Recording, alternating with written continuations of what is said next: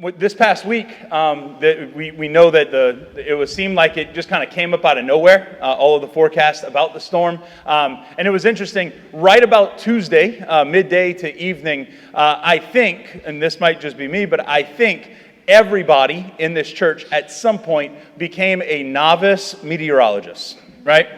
At least what we did is we probably, if you're like me, when a storm is on its way, you're trying to figure out a couple of things. You want to feel it out, right? The first thing that we do is we all go to our most trusted weatherman on TV. Now, everybody has their own. Mine is Bruce Katz, ever since Bob Breck retired, right? So Channel 8, your weather authority, right?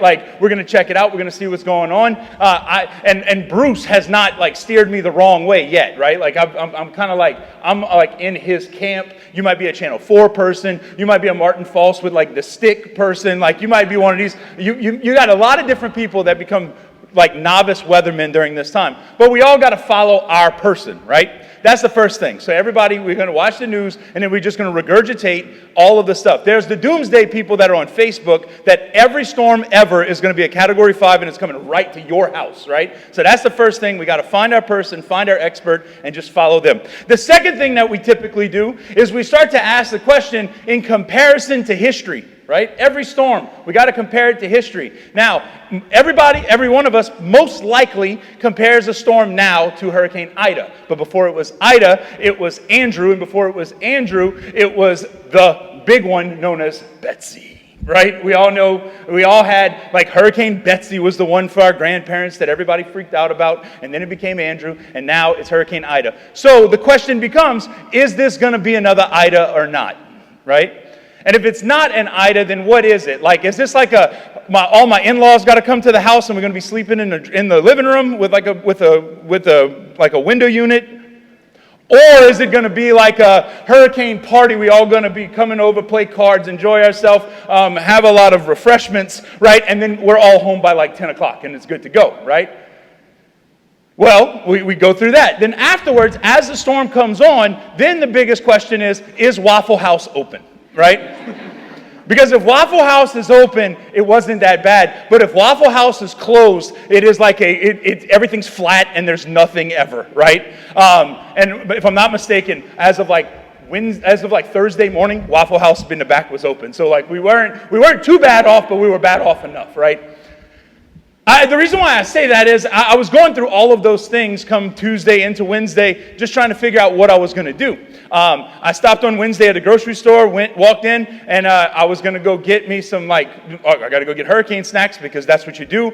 There was no Little Debbie's or Pop-Tarts, right? That's a problem. And I'm I might be late. So peanut butter and bread, and that's what we're going to go with. Good luck. I said that this morning, and somebody found me in Walmart today when I was buying groceries, and they bought me Little Debbie's. And I'm thank you so much. Temptation now lives in my house. But anyway, so we have that. As the day was going on, though, I had convinced myself, after watching the storm stuff, after doing all these things, right, after seeing that Jim Cantore went to Morgan City, of all places, right, I had convinced myself that this storm was not going to be that bad.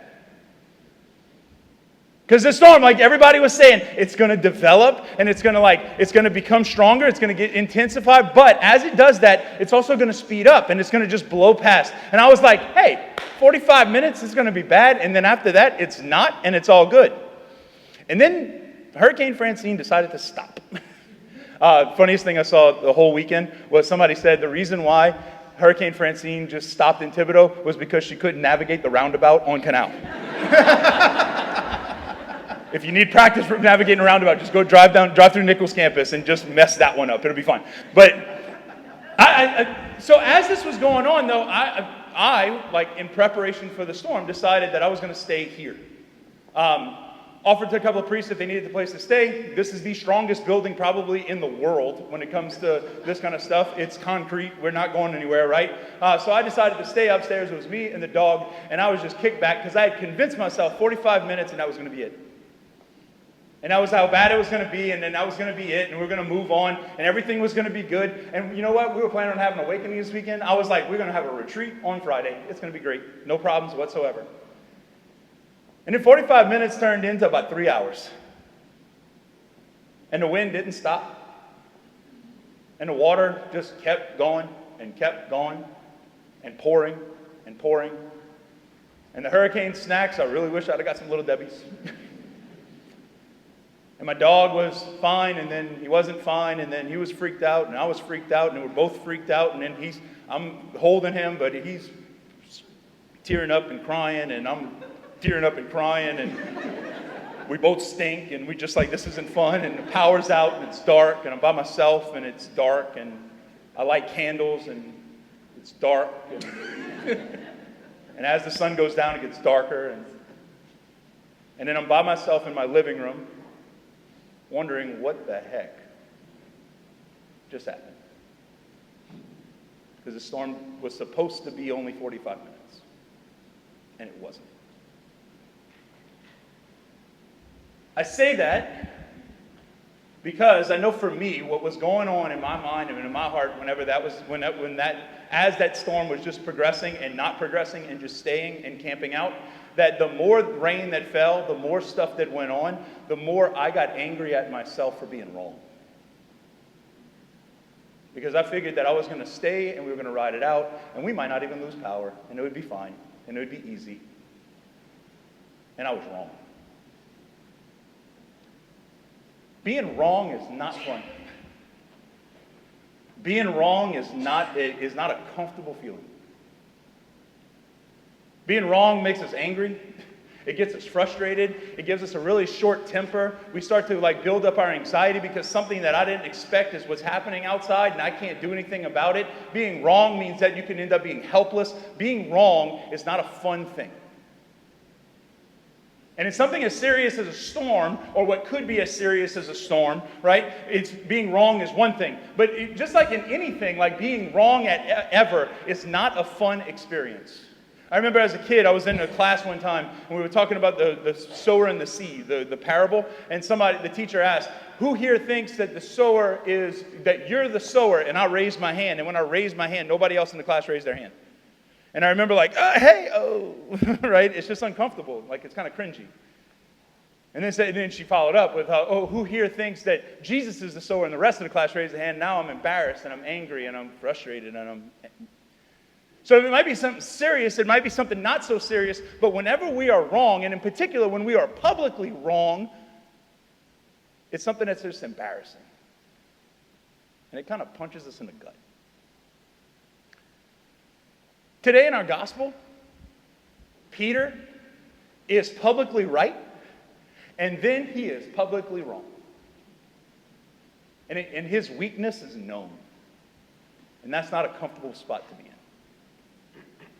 If we look at today's gospel, we read Mark's gospel, and this also shows up in Matthew's gospel, but there's just a couple of details in Mark's gospel that aren't there, but when we talk about it, I'm going to talk about it like kind of a combination of the two, right? So what happens is that Jesus and his disciples, they're traveling, they're walking, and Jesus says to them, who do people say that I am? I've been doing ministry now for a little while, and what's the reputation I have out in the world? What are you hearing? And they say, well, some people say that you're John the Baptist. Other people say that you're Elijah. Other people say that you're just another prophet or one of the prophets. So Jesus, he hears that his reputation is kind of there, and then he looks at the apostles and he says, well, who do you say that I am? And then none of them give an answer right away. But Peter responds. Peter is the one that speaks up, right? Simon Peter is the one that says, you are the Christ. I've followed you. I've come to know you. I've come to understand who you are. I've come to believe in who you are. You are the Christ, the Holy One of God. And what we didn't hear in today's gospel, that's in the Gospel of Matthew, is that's whenever Jesus looks at Simon Peter and he says, Simon, you are the rock, and upon this rock I will build my church. Your name will be Peter. Now, I like to believe, this might be a little prideful on my part, or not so prideful, but what I like to believe is that me and Peter probably have a lot in common. I like St. Peter a lot. He's a good guy. He has a tendency to put his foot in his mouth a lot. Hi, right? Every time we hear that he's a fisherman, he's never catching fish. I'm terrible at fishing, right? And he's known as the rock. I have a feeling it's because of his hard head, right?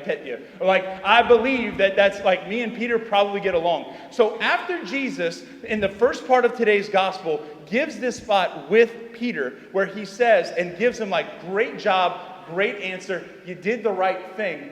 Then I have a feeling that Peter kind of felt good about himself, right? Man, I'm going to be the leader of the apostles. All right, I can get used to that, right? I got one answer right on the test, and now all of a sudden, like, I'm the one that they're going to all listen to, like, ha, John, right? Like he's going to be able to be the leader of the apostles. Like, he's the one that gets lifted up and exalted by Jesus publicly in front of everybody. You did the right answer. Great job. Then Jesus turns and continues. And he starts to talk about what's going to happen to the Son of God. Right? He starts to talk about, not only is this who I am, but this is what I've come to do. He starts to talk about, well, I've come, and what's going to end up happening is that I'm going to be betrayed. I'm going to be rejected. I'm going to be handed over. I'm going to die. And on the third day, I'm going to rise. And then we hear Peter gets a little bit bold.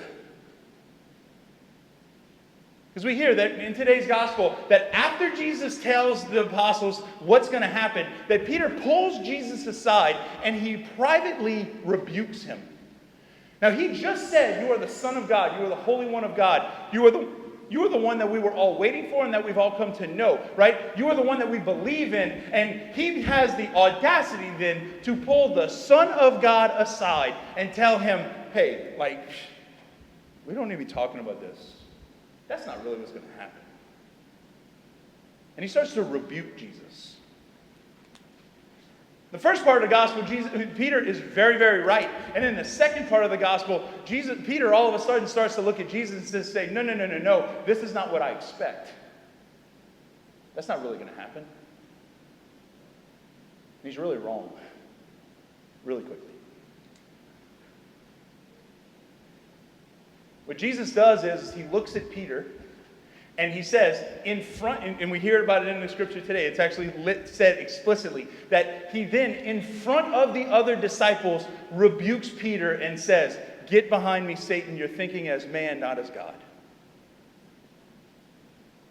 A little dose of humility. You might be the one that you might be the rock, and upon this rock I will build my church, but right now, you're a stumbling block. You see, the interesting thing is that Jesus, when he's talking to Peter, when he's talking to the apostles today, is that he's revealing something extremely important about his mission. From the very, very beginning in the Old Testament, we've heard that the promise of Jesus is coming, the promise of the Messiah, was wrapped in this promise of God with us, right? We hear about it in Advent, Emmanuel, God with us. O come, Emmanuel, God with us. It's a promise that Emmanuel, that God will be with us as human beings. And Peter is not ready for what that actually means. Because the promise of Emmanuel is not to mean that Jesus is just going to be with us, or is going to be like us, or is just going to be human, but that Jesus is going to enter into human suffering, human helplessness, human anxiety, human struggle, loneliness, darkness. Jesus enters into the struggle of what it is to be human on this side of the fall. Jesus, when he steps down into the world, is not a Messiah who is sterile. He's a Messiah who knows us, who's been there, who's done that, who's experienced the greatest amount of suffering, not only to himself, but to people that he loved. He knows what it is to suffer.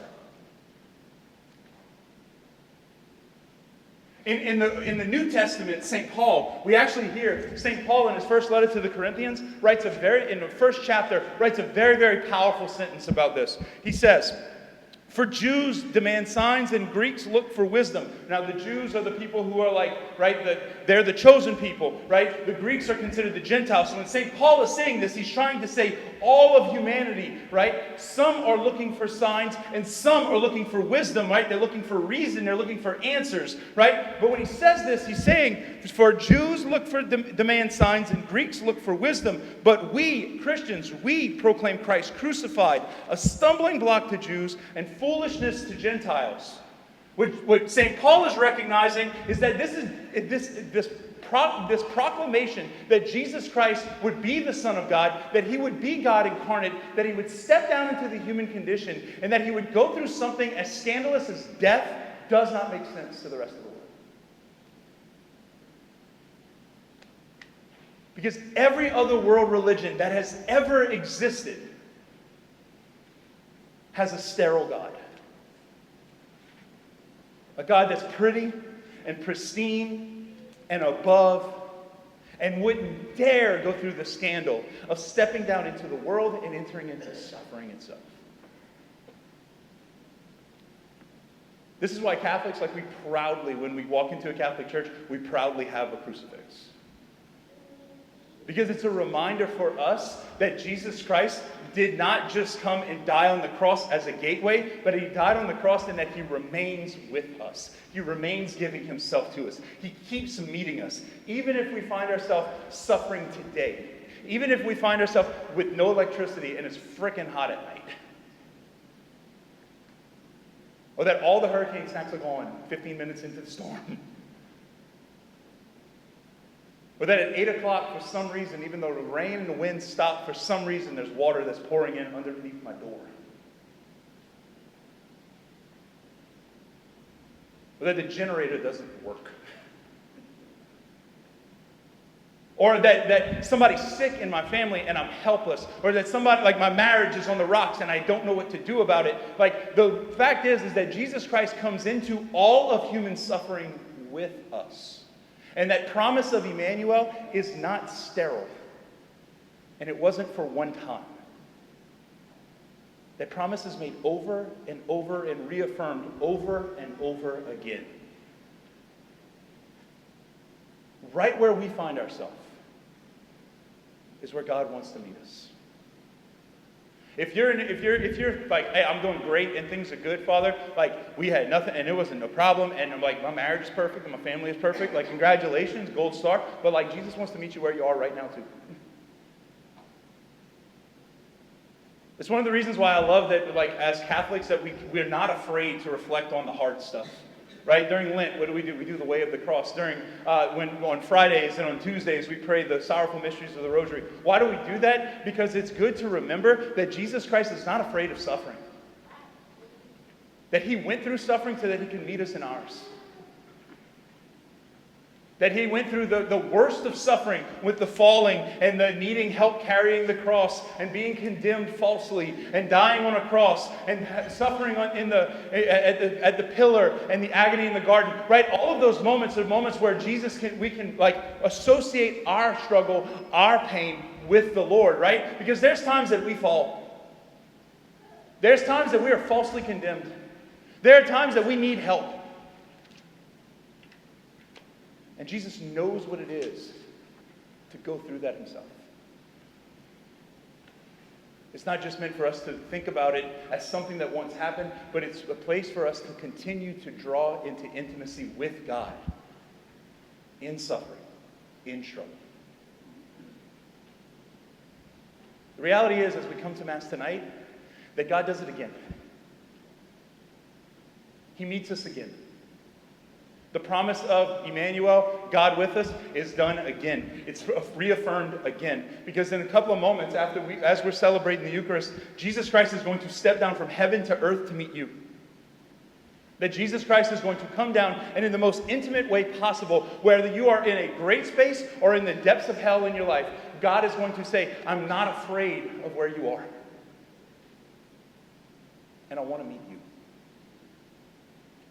I want to be with you. Reaffirming God with us. Peter went from being so right in our gospel to being so wrong.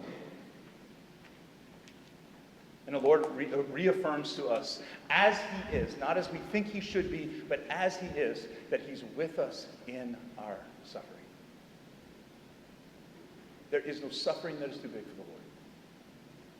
And he continues to meet us there. May today, as we come to Mass, that we come before God not as we expect him, not as we think he should be, but that we come before God as he truly is. a God who has promised over and over that he will be with us, that he'll be with you, and one that is not afraid of where we find ourselves.